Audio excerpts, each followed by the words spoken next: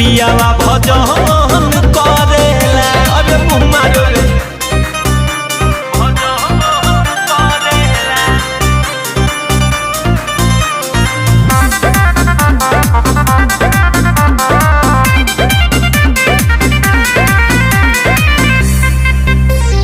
करेला उ जादू मंत्र कोरावा सुता के, झाड़ फूक ना करे कबो दियावा बुता के।